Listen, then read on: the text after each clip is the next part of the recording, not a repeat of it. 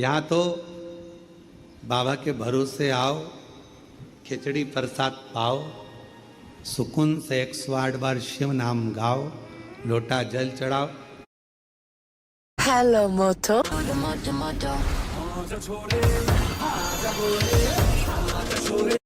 लोटा जल चढ़ाओ, झाड़ू उठाकर झाड़ू लगाओ, कचरा उठाकर एक कोने में ले जाकर एक डस्टबिन में डालो, सेवा करो, विनय करो।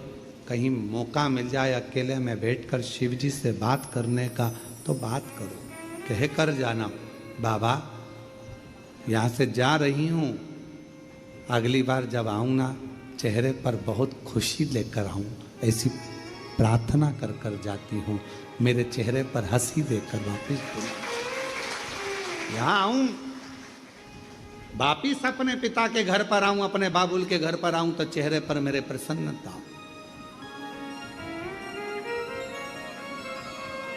कई लोग कहते गुरुजी हमने एक कथा सुन ली, 2 कथा सुन ली, 3 कथा सुन ली, लगे रहो कलकत्ता में तो थपथपाते रहो, मुन्ना सो जा मुन्ना सो जा, मतलब कथा सुनते रहो, आते रहो, एक लोटा जल चढ़ाते रहो, श्री शिवाय नमस्तुभ्यम बोलते रहो, बार बार बोलोगे, बार बार माँ थपथपाती है बोलती है तो मुन्ना की आंख में नींद भर आती है, बच्चा सो जाता है। उसी तरह जब हम बार बार शंकर के मंदिर जाते हैं, एक लोटा जल चढ़ाते हैं, उसको पुकारते हैं, कथा में जाते हैं, बारंबार प्रार्थना करते हैं, तो एक ना एक दिन मेरा बाबा तुम्हारे सामने आकर तुम्हारा दुख काट ही देगा।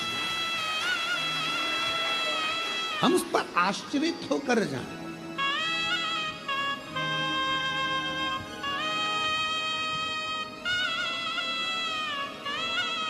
आज पितृपक्ष की अमावस्या है।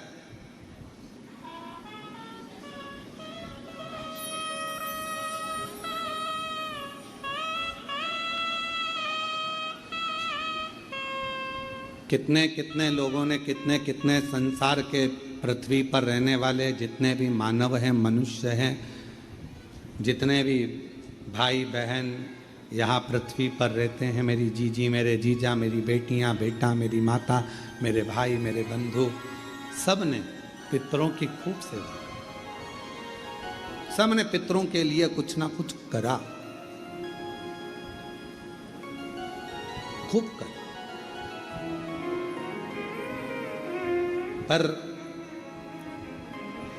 श्राद्ध पक्ष के 16 दिन यदि कोई कुछ नहीं कर पाता है तो वो अमावस्या के दिन, आज के दिन, या तो भगवान की कथा सुनकर या भोजन कराकर, दान कर कर, पुण्य कर कर, सत्कर्म कर कर, अपने पूर्वजों को दीप लगाकर पार उतार देता। आज के दिन इस अमावस्या की इतनी महत्वता, हर महीने अमावस्या आती है और हर महीने की अमावस्या की इतनी महत्वता क्यों होती? क्यों?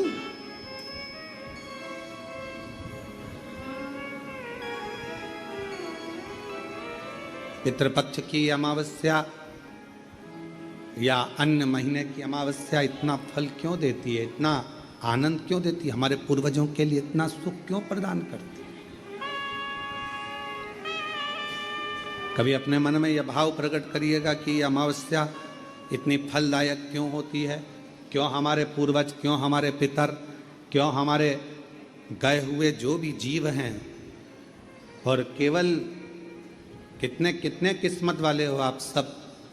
शिव महापुराण की कथा कहती है कि श्राद्ध, पिंड, तर्पण, तिलांजलि, जो जन्म लेकर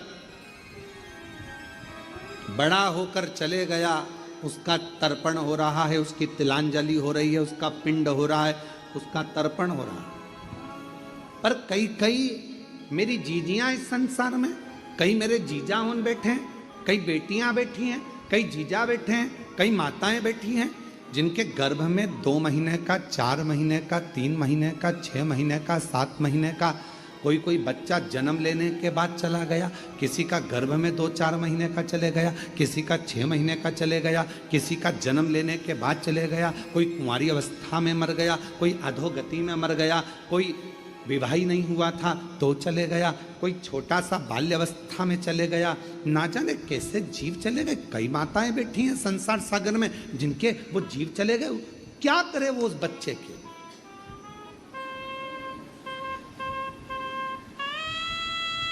का 6 महीने का, 8 महीने का, 1 साल का, कोई बड़ा हो गया, कोई छोटा, कोई कैसा, अधोगति में चला गया, वो भीतर की भीतर चला गया, आखिरी में समाप्त हो गया। उसकी गति क्या, प्राण तो आए थे उसमें, श्वास तो थी उसमें, था तो आपका, जीव तो था उसमें।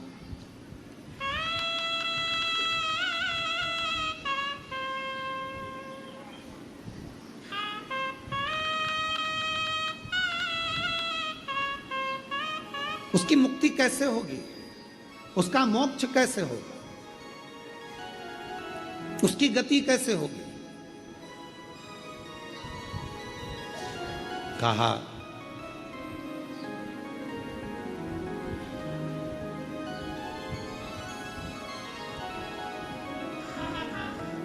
मत्स्य पुराण का एक चरित्र है, और मत्स्य पुराण का ये पवित्र चरित्र अच्छोदा सरोवर को दर्शाता है। एक अच्छोदा नाम की एक बड़ी सुंदर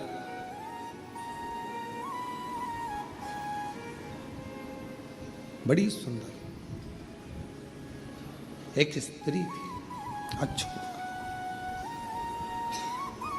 मत्स्य पुराण का ये पवित्र चरित्र है।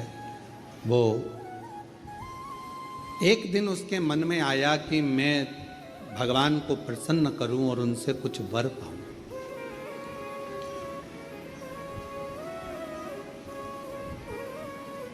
मत्स्य पुराण कहती है अच्छोदा ने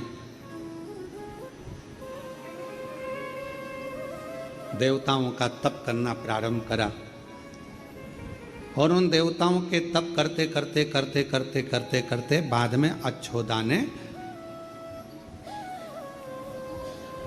सारे देवताओं का जब तप हो गया, साधना हो गई, और देवताओं में पितृदेव भी आते हैं, पितरों की भी आराधना उसने कर ली, पर कोई करुणा अच्छोदा के सामने कोई देवता प्रकट नहीं हुआ।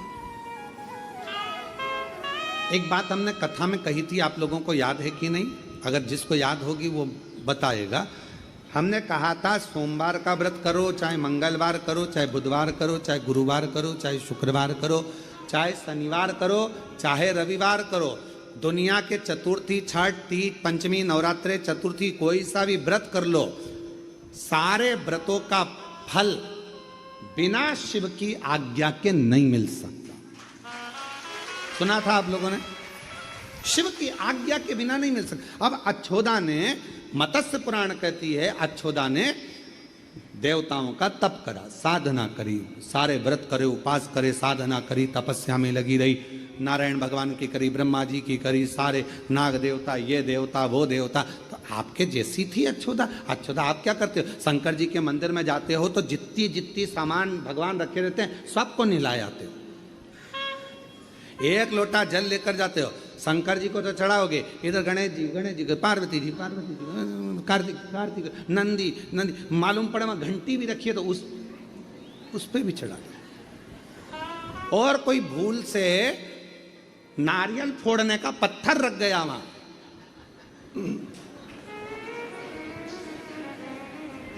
मान लो कोई नारियल फोड़ने का पत्थर रख गया तो हर हर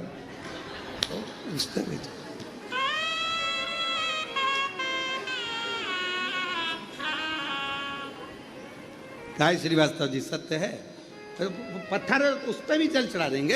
अब जितने बैठे होंगे उस सब पे जल चढ़ा के, और सब के कंकु पंकु लगा, लोगों के चंदन मंदन लगा के, और सिर पे पल्लू लेके भगवान दया।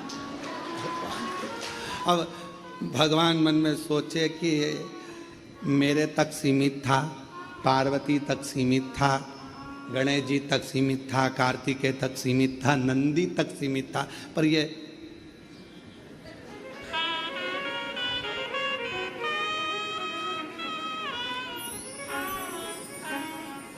इसको भी चढ़ा दिया। सब अच्युता का नियम था। अच्युता ने सारे देवताओं का तप करा, कोई को नहीं छोड़ा।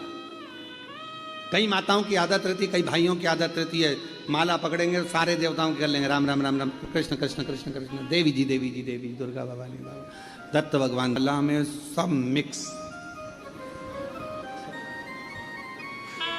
और शिव महापुराण की कथा क्या कह रही है? एक शिवलिंग जलाधारी, मतलब कौन? कौन? पार्वती। कौन? कौन?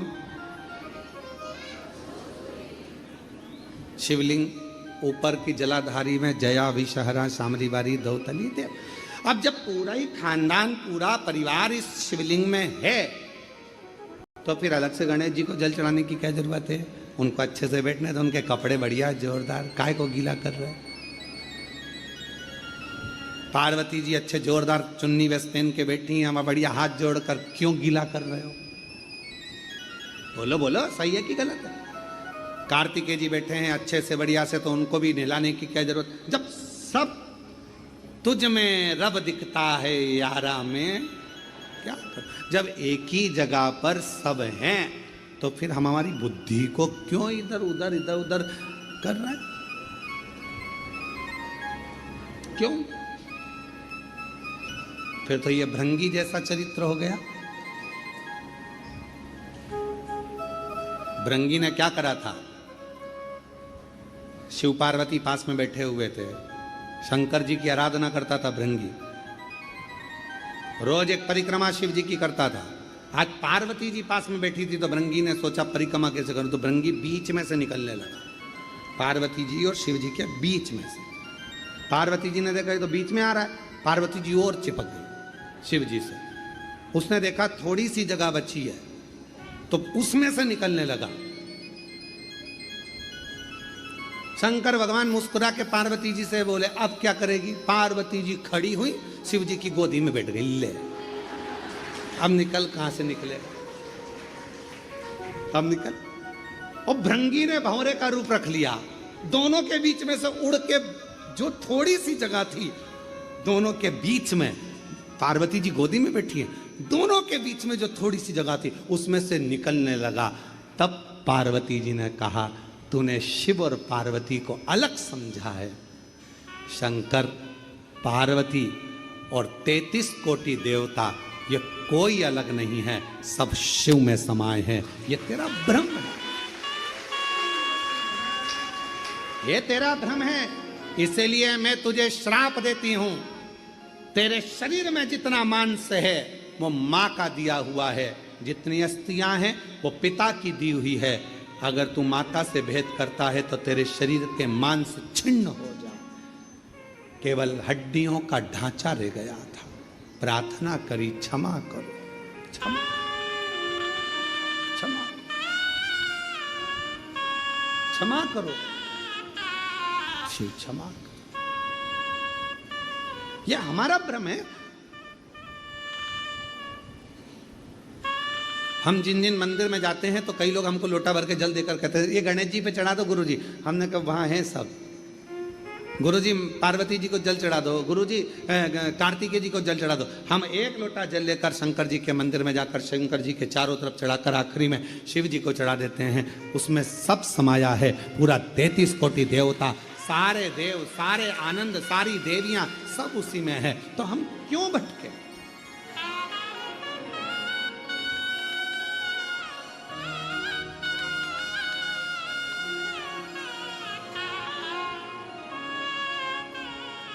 क्यों भटक रहे? हम हमारी दृष्टि में देवताओं को बांट दिए। जिसने शिव महापुराण की कथा को समझ लिया उसने शंकर जी को जल चढ़ाना, पार्वती जी को जल चढ़ाना, गणेश जी को जल चढ़ाना, कार्तिकेय को जल चढ़ाना, पितरों को जल चढ़ाना, देवताओं को जल चढ़ाना सीख लिया कि इसी पर चढ़ा दो, सब स्वीकार कर ले, सब।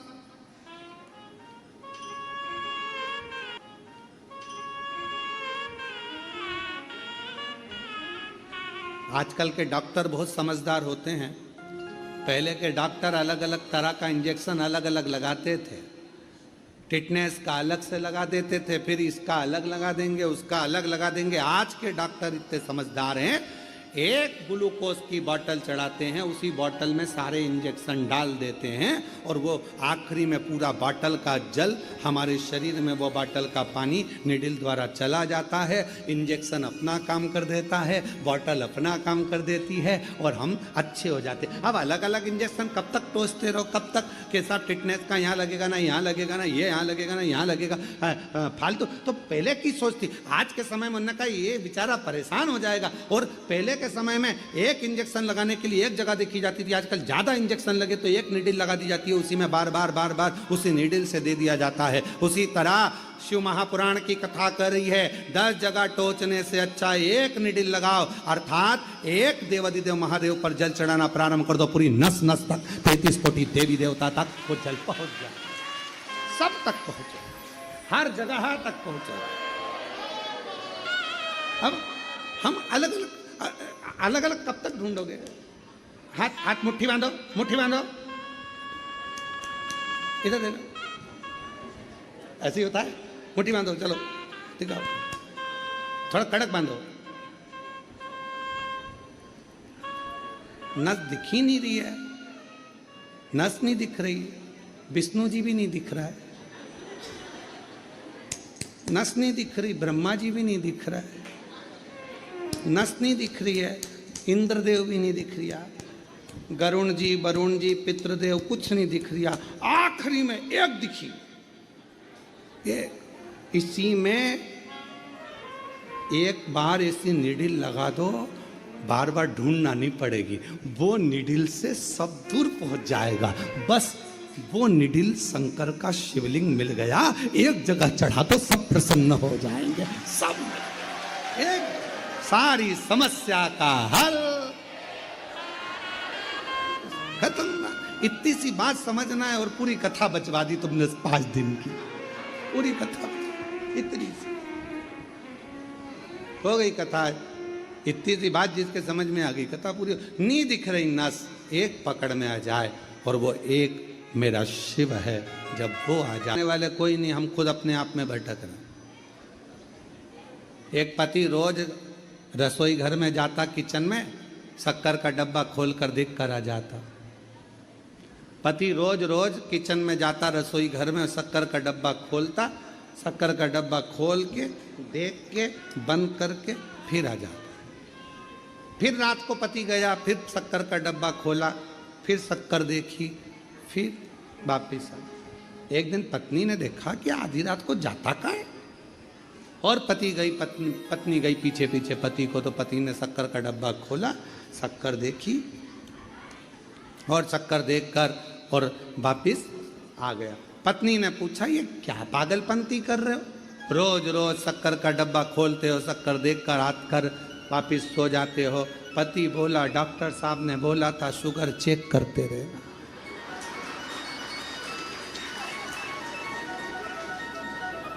शुगर चेक करते रहे। अब उसने कहा था शरीर की शुगर चेक करना, वो डब्बे की करना। हम भी इसी भ्रम में जी रहे हैं, हमारा भी आदत यही हो गई। हम कथा तो सुनते हैं, कथा में बहुत सारे सार तत्व भी आते हैं, कथा में से हम बहुत कुछ रसतत्व भी निकालते हैं, पर आखिरी में हम अपने विवेक से चले। गाइस, हमारा new office has to be the next gen workplace, bold, modern. रसतत्व भी निकालते हैं, पर आखिरी में हम अपने विवेक से चले। हम परमात्मा को पहचान नहीं पा रहे, हम शिव को जान नहीं पा रहे।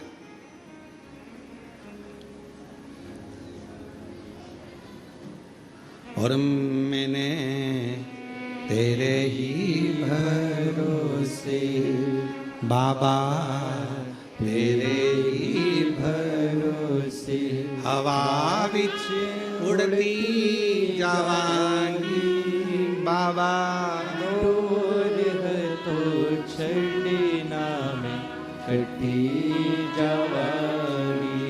भोले में शंभो